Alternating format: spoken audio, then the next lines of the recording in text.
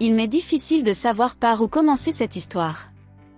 Peut-être avec le moment où j'ai rencontré Adrien pour la première fois. À mes yeux, c'était un homme mystérieux, imposant et sûr de lui, quelqu'un qui me fascinait malgré moi. On m'avait répété que cet homme était celui qui avait causé la ruine de mon père, de notre famille, mais étrangement, plus je le regardais, plus je me demandais si cette vérité était aussi simple que mon père voulait bien le dire. Tout a commencé lors d'une soirée mondaine. Je m'étais promis de ne pas lui parler, mais l'attirance était irrésistible. Nos regards se sont croisés à plusieurs reprises et il y avait entre nous cette tension presque électrique, une forme de provocation silencieuse qui nous attirait l'un vers l'autre. Lorsqu'il s'approcha enfin, son regard intense plongé dans le mien, j'ai senti tout mon être vaciller. Son sourire en coin, son attitude à la fois décontractée et calculatrice, tout en lui semblait maîtrisé, et pourtant, j'y percevais un soupçon de vulnérabilité. Dans les jours qui suivirent, j'eus plusieurs occasions de le recroiser. Chaque rencontre avec lui était un jeu de séduction complexe et interdit, où chaque geste, chaque regard, renforçait cette étrange connexion entre nous.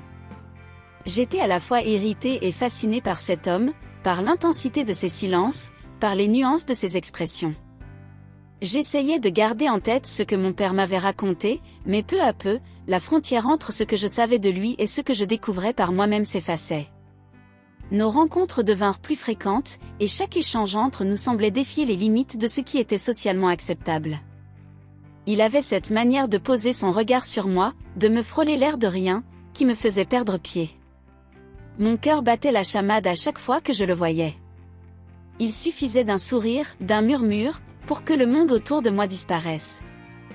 Un soir, il me proposa de nous retrouver dans un lieu à l'écart. Je savais que j'aurais dû refuser, mais la tentation était trop forte. Ce rendez-vous marqua le début de quelque chose de plus profond entre nous. Dans la pénombre d'un café isolé, Adrien s'approcha de moi, son visage si près du mien que je sentais son souffle sur ma peau.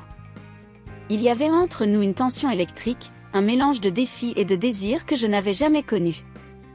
Puis il posa sa main sur la mienne, et ce simple contact éveilla en moi des sensations nouvelles, comme si chaque nerf de mon corps s'éveillait au rythme de sa proximité. Ce soir-là, il m'embrassa, et ce baiser scella un lien dont je ne pouvais plus me défaire. Entre ses bras, je me sentais à la fois vulnérable et invincible, comme si chaque limite que je m'étais imposée se dissolvait dans la douceur de ses gestes. Mais malgré cette passion, une voix intérieure me rappelait que cet homme, que j'aimais déjà sans oser me l'avouer, était supposé être l'ennemi de ma famille. Au fur et à mesure que notre relation s'intensifiait, Adrien me révéla des secrets qui bouleversèrent mes certitudes. Un soir, alors que nous nous promenions, il me parla des actions de mon père. Selon lui, la ruine de notre famille n'était pas uniquement son fait, mais le résultat de choix sombres pris par mon père lui-même. Il m'expliqua comment mon père avait utilisé des personnes de confiance pour asseoir son pouvoir et satisfaire ses ambitions, au détriment de leur propre bien-être. J'étais perdue, tiraillée entre l'amour filial et cette vérité que je sentais sincère dans la voix d'Adrien. Pouvais-je vraiment me fier aux paroles de cet homme, alors que tout en moi criait de l'aimer davantage chaque jour ? Ma confiance en mon père vacillait, mais la passion pour Adrien, elle, continuait de grandir. Adrien lui-même semblait compréhensif de mes tourments, ne forçant jamais ma main, laissant mes émotions évoluer à leur rythme. À chaque révélation, je sentais cette dualité en moi s'intensifier, comme si j'étais partagée entre deux mondes, deux vérités contradictoires. Finalement, ce qui devait arriver arriva. Je confrontai mon père. Je l'interrogeai sur les révélations d'Adrien, sur ses décisions qu'il avait prises et dont il semblait désormais vouloir me cacher les conséquences. Ses réponses furent évasives, et plus je le questionnais, plus je sentais qu'il tentait de fuir la vérité. Cette confrontation me brisa, car en cet instant, je pris conscience que l'homme que j'avais idolâtré toute ma vie avait ses faiblesses, ses erreurs, et que cette perfection que je lui avais attribuée était un mirage. J'eus l'impression de trahir mon propre passé, mais en même temps, un poids se libéra de ma poitrine. Je pouvais enfin aimer Adrien sans ce sentiment de culpabilité qui m'avait si longtemps retenu. Libérée de mes doutes, je me plongeai pleinement dans ma relation avec Adrien. Nos moments ensemble devinrent plus intenses, plus authentiques. Je n'avais plus besoin de cacher mes sentiments, ni de limiter la profondeur de notre connexion. À ses côtés, je découvrais une version de moi-même que je n'aurais jamais imaginée. Une femme indépendante, prête à assumer ses choix. Avec Adrien, chaque regard, chaque caresse était un monde en soi, une plongée dans une réalité où le jugement des autres n'avait plus d'importance. Dans ses bras, je trouvais une paix que je n'avais jamais connue, une forme d'amour qui me permettait d'être pleinement moi-même. Si cette histoire m'a appris quelque chose, c'est qu'il ne faut jamais accepter une vérité sans la questionner, même si elle vient des personnes que nous aimons le plus. L'amour, qu'il soit filial ou romantique, ne doit jamais nous priver de notre propre jugement, de notre capacité à analyser les situations et à choisir en accord avec nos valeurs. Si j'avais suivi aveuglément les enseignements de mon père, j'aurais renoncé à l'amour de ma vie. Et si j'avais ignoré les avertissements d'Adrien, j'aurais continué à vivre dans une illusion. Mon conseil est donc celui-ci, soyez honnête envers vous-même, même si cela implique des remises en question douloureuses. La vérité, aussi complexe soit-elle, est un chemin vers la liberté, vers une vie en accord avec qui vous êtes vraiment. La morale de cette histoire réside dans l'importance de l'intégrité personnelle et de la quête de vérité, même lorsque celle-ci nous pousse à affronter des réalités inconfortables. Nous portons en nous des loyautés familiales, des attachements puissants qui façonnent nos choix, mais il est essentiel d'être prêt à remettre ces valeurs en question pour être fidèle à nous-mêmes. La loyauté ne consiste pas en une acceptation aveugle, mais en une fidélité à ce qui est juste. En osant interroger le passé, en brisant le silence autour des vérités cachées, j'ai découvert qu'il est possible d'aimer sans trahir ses valeurs, de pardonner sans se voiler la face. Le véritable amour, qu'il soit pour un parent ou pour un partenaire, s'épanouit dans la sincérité et la transparence. À travers Adrien, j'ai appris que l'amour peut aussi être un guide vers l'indépendance et le courage de vivre sa propre vérité, et c'est là, je crois, que réside la liberté la plus authentique. Il est tentant de se laisser emporter par une passion ou de rester fidèle à une figure d'autorité sans remettre en question ses choix. Cependant, il est essentiel d'apprendre à écouter son cœur tout en restant lucide sur les motivations de ceux qui nous entourent. Les personnes que nous aimons peuvent nous décevoir, et les figures que nous admirons peuvent nous tromper. Cela ne signifie pas qu'il faille renoncer à l'amour ou au respect, mais plutôt qu'il est crucial de connaître nos propres valeurs et d'agir en accord avec elles.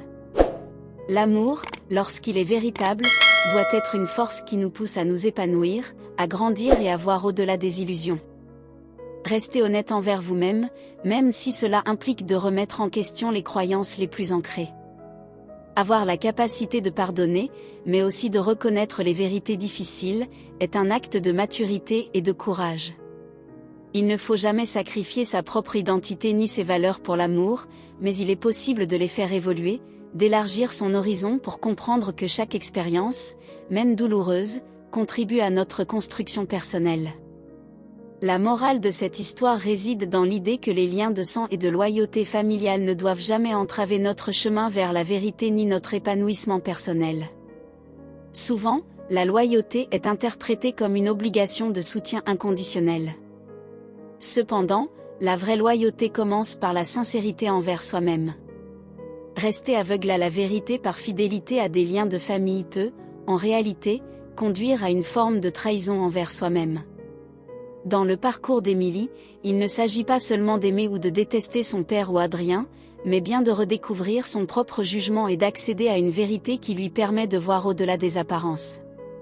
Le pouvoir, l'amour et la famille sont souvent des concepts entrelacés, empreints de valeurs et de tensions qui peuvent nous amener à des décisions déchirantes.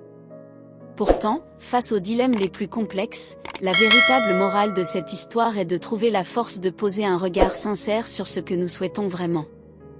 Adrien, bien qu'étant l'antagoniste aux yeux de sa famille, représente aussi un défi personnel pour Émilie. Il l'a forcée à réexaminer ce qui compte le plus pour elle, l'amenant à faire un choix qui dépasse le simple sentiment amoureux. C'est là que réside la liberté, se libérer des attentes des autres pour vivre en accord avec ses valeurs, sans pour autant nier les erreurs et les failles humaines de ceux que nous aimons. Ainsi, cette histoire montre que l'amour peut être un chemin vers la vérité, même si cette vérité est inconfortable et douloureuse. Le véritable épanouissement réside dans notre capacité à faire la paix avec les complexités de la vie, à pardonner sans pour autant se voiler la face, et à avancer en laissant les expériences passées devenir des leçons de sagesse.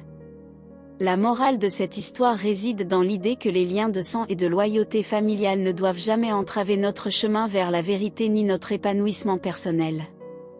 Souvent, la loyauté est interprétée comme une obligation de soutien inconditionnel. Cependant, la vraie loyauté commence par la sincérité envers soi-même. Rester aveugle à la vérité par fidélité à des liens de famille peut, en réalité, conduire à une forme de trahison envers soi-même. Dans le parcours d'Émilie, il ne s'agit pas seulement d'aimer ou de détester son père ou Adrien, mais bien de redécouvrir son propre jugement et d'accéder à une vérité qui lui permet de voir au-delà des apparences. Le pouvoir, l'amour et la famille sont souvent des concepts entrelacés, empreints de valeurs et de tensions qui peuvent nous amener à des décisions déchirantes. Pourtant, face aux dilemmes les plus complexes, la véritable morale de cette histoire est de trouver la force de poser un regard sincère sur ce que nous souhaitons vraiment. Adrien, bien qu'étant l'antagoniste, découvrir son propre jugement et d'accéder à une vérité qui lui permet de voir au-delà des apparences.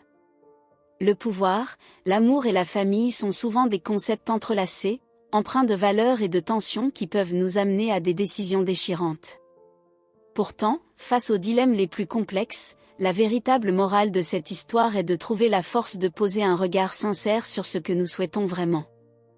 Adrien, bien qu'étant l'antagoniste aux yeux de sa famille, représente aussi un défi personnel pour Émilie. Il l'a forcée à réexaminer ce qui compte le plus pour elle, l'amenant à faire un choix qui dépasse le simple sentiment amoureux.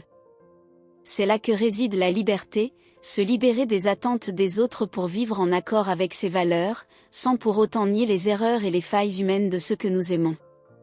Ainsi, cette histoire montre que l'amour peut être un chemin vers la vérité, même si cette vérité est inconfortable et douloureuse. Le véritable épanouissement réside dans notre capacité à faire la paix avec les complexités de la vie, à pardonner sans pour autant se voiler la face, et à avancer en laissant les expériences passées devenir des leçons de sagesse.